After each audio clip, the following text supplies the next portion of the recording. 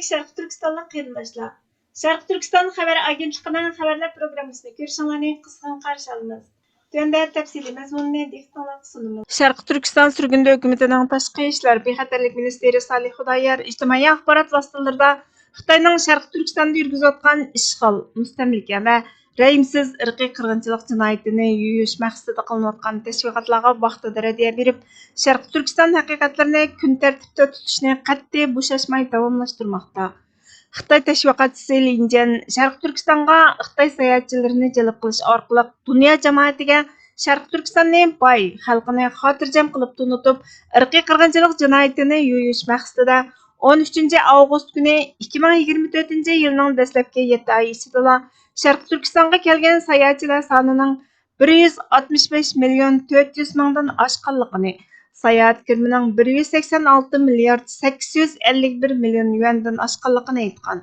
Şarkı Türkistan sürgünde hükümetining tashqi ishlar bexatarlik ministeri Salih Hudayar apandi buningga javoban irqiy qirg'inchilikchi Xitoy hokimiyati millionlagan Xitoy sayohatchilarini Şarkı Türkistan'ga jalb qilib, mustamlikachilik, irqiy qirg'inchilik va ishg'oliyatdan iborat qabih harakatini yuyishga urinmoqda. Bu numussiz harakat 100 millionlagan Uyg'ur va boshqa turk xalqlarining chidog'siz azoblarini yushirish uchun loyihalangan. Xalqaro jamiyat Xitoyning soxta tashviqoti bilan aldanmasligi kerak. Xitoy cho'qim javobgarlikka tortilishi kerak. Xitoyning rəhimsiz ishg'oliyati, qirg'inchiligi va atalmish Şinjandagi davlat terrori oxirlashishi kerak dedi. Salih Hudayar apandining Xitoy tashviqotiga bergan raddiyasi ijtimoiy axborot vositalarida xabar qilindi.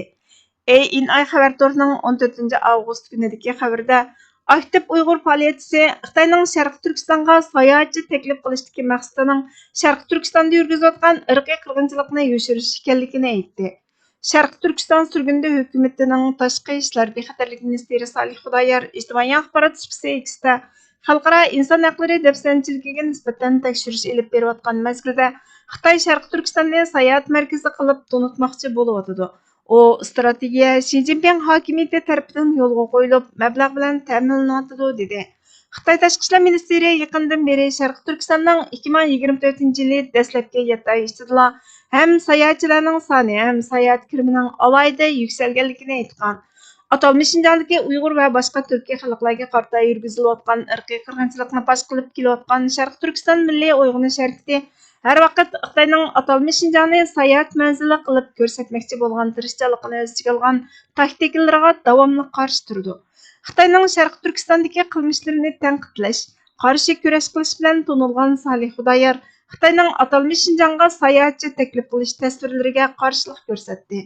Salih Hudayar ijtimoiy axborot X'da irqiy qirg'inchilikchi Xitoy hokimiyatining yirginishlik mustamlika, irqiy qirg'inchilik va ishg'oliyat qilmishini yushirish, shundoqla yuyish uchun millionlagan Xitoy sayohatchilarini Sharq Turkistonga avatdi.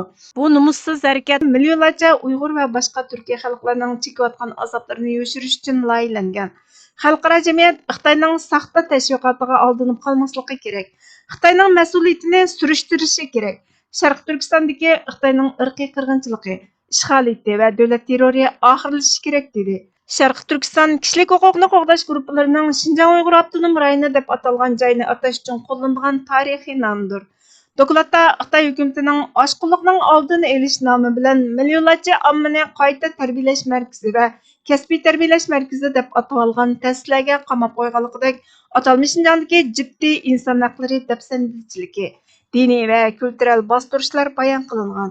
Atalmish Şinjan Uyg'ur avtonom rayoni yuz tunish texnikasi va kuzatish kameralarining qo'llanilishi jihatda dunyoning oldida turdi. Buningga aloqador keng ko'lamdagi kameralarning borligi ko'rsatilgan dokladlar, shundoqla sun'iy hamrodan tortilgan suratlar bor deyildi. Sharq Turkiston sürgünde hükümetining tashqi ishlar bexatarlik ministeri Salih Hudayar apandi 15 avgust kuni ijtimoiy axborot vositalarida Sharq Turkistonning jo'grafiyalik ahvolini o'rtoqlashib, ishg'ol qilingan Sharqi Turkiston 1,828,418 kvadrat kilometr yer maydoniga, yer osti va yer usti boyliqlarga ega bo'lib, 13 trillion kub metr tabiiy gaz, 2 trillion 200 milliard tonna ko'mir, 23 milliard 400 million tonna neft va 1 million 655 ming tonna litiy zapasiga ega.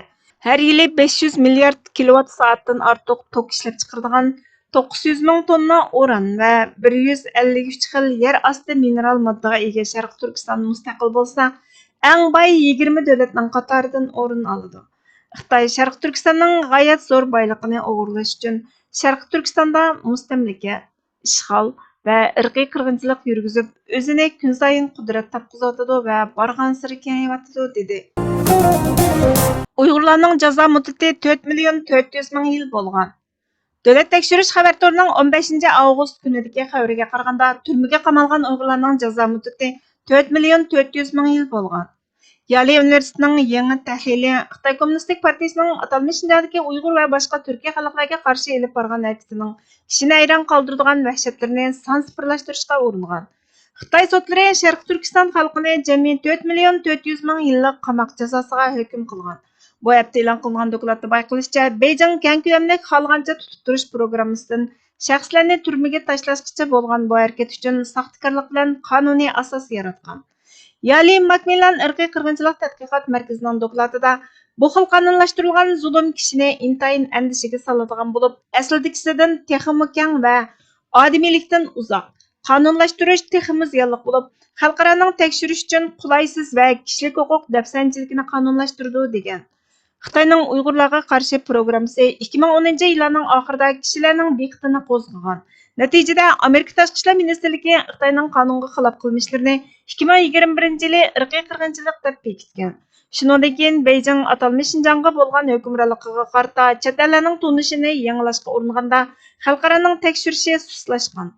Masjidlarni chiqish, Xitoy sayohatchilarni jalb qilish uchun rayondagi shaharlarni sayohat manziliga aylantirish tirishchanligi oxirlashgandan keyin Beijing bu rayonga kelgan sayohatchilarni qarshi olgan. Xitoy Kompartiyasining keng ko'lamda tutqun qilishining qonunliqligiga nisbatan tunishni o'stirish uchun ko'rsatgan tirishchanligi bu tuzitishning bir qismi.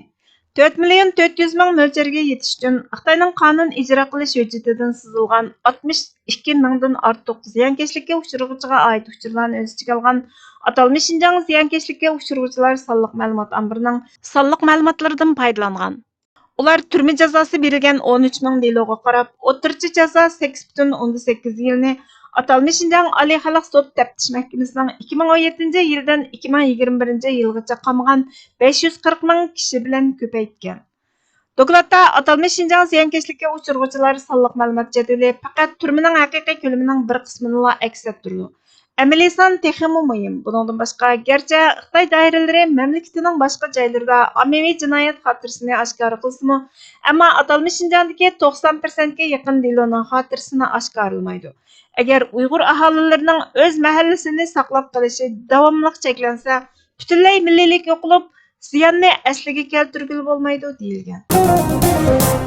Sharq Turkiston surgundi hukumatining sobiq prezidenti G'ulom Osmon Yag'ma apandining Amerika Afg'onistonga qayta kiralamdi degan temada yozgan maqolasi 15 avgust kuni Medium xabar kanalida e'lon qilindi. Maqolada mundaq deyildi: Sobiq Cumhur Rais Trump Amerikaning Afg'onistondan chekinishini xato bo'lgan debdi.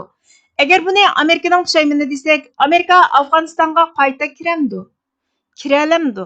Kirsa qandoq salohiyat bilan, qandoq shaklda kiradi va buning oqibati nima bo'ladi? Bu maqolada bular haqida qisqacha mulohaza qilib ko'ramiz. Amerika O'rta Osiyoda aktiv rol o'ynay olmadi. Uning ustiga kun sayin passiv rolimi qolmadi. Ilgari Qirg'izistonda va O'zbekistonda simvollik shaklda bo'lsa-mu, Amerika mavjudiyati Shanxay hamkorlik tashkilotining rolidan ziyoda unumli foydalangan Xitoylarning talabi bilan tozalab chiqarildi.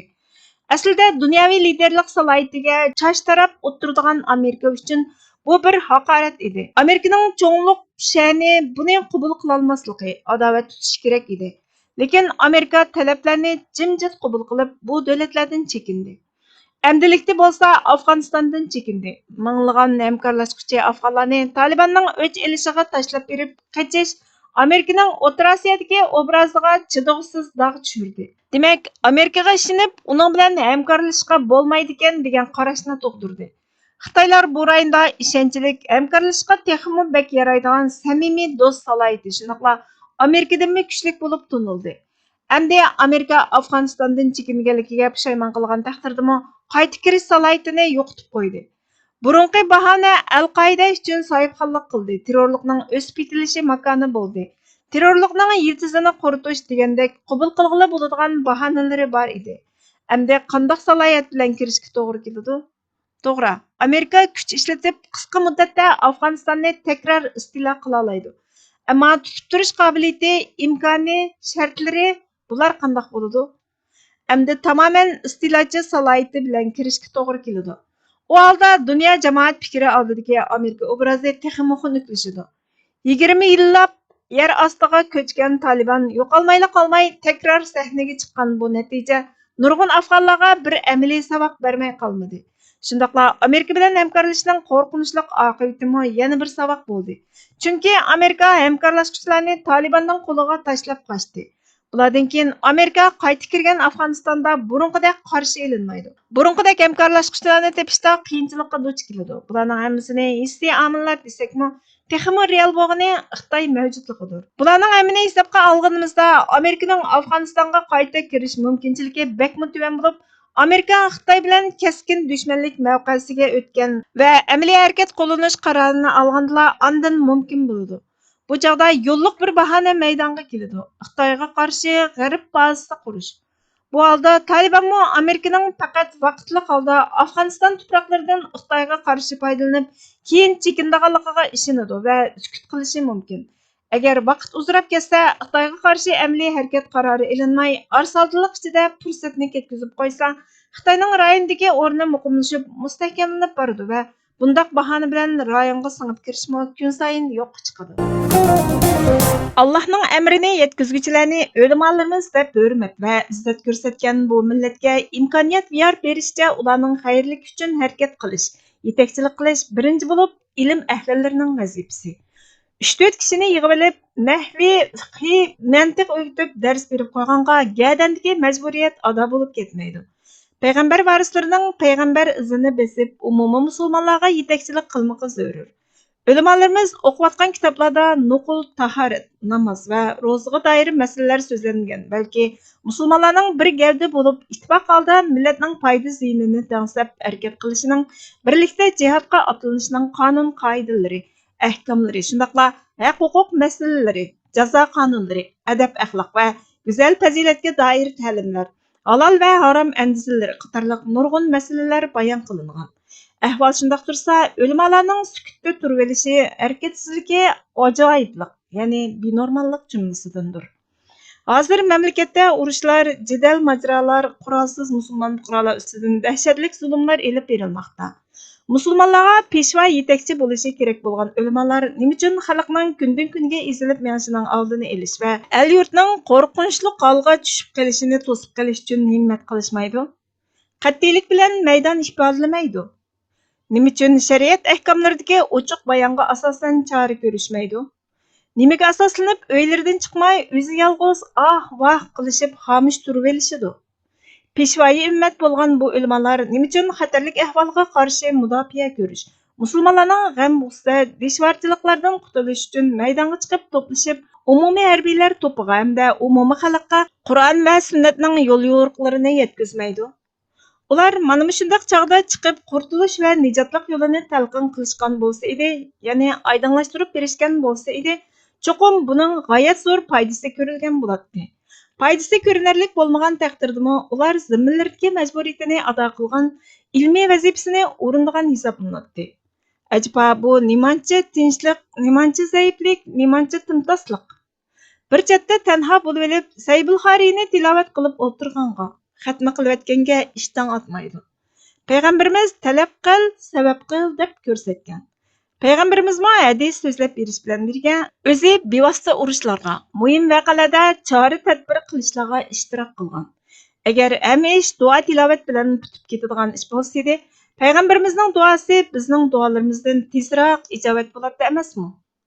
Bu vajidan yurtimizga barcha ulamo va sulaholarımizdan, ya'ni islohotparvarlarimizdan bu muhim kunlarda mumkin qadar har kuni bir o'ringa jam bo'lishib, musulmonlarning hozirgi hol vaziyati haqida fikr mulohaza elib berishni, vaziyatning yaxshi tarafga yurishishi, mamlakatda amniyat va osoyishlikning teng amaliylashishi hamda shariatning hamma hukmlarining chala qolmay ijro bo'lishi haqida chora tadbirlar qilishini, Mayli askarlar bo'lsin, mayli avom fuqarolar bo'lsin, hammasiga islomning keskin hukmlarini bayon qilib yetkazishda endi bo'lsa-mu kechikishini, bas qilishini Xudo rizosi uchun o'tinib so'raymiz.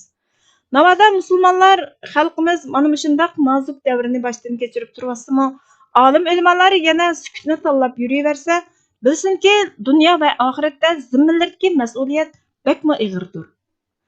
Manba Erkin Turkiston gazeti 14-son 1933-yil 22-noyabr. Kashgar.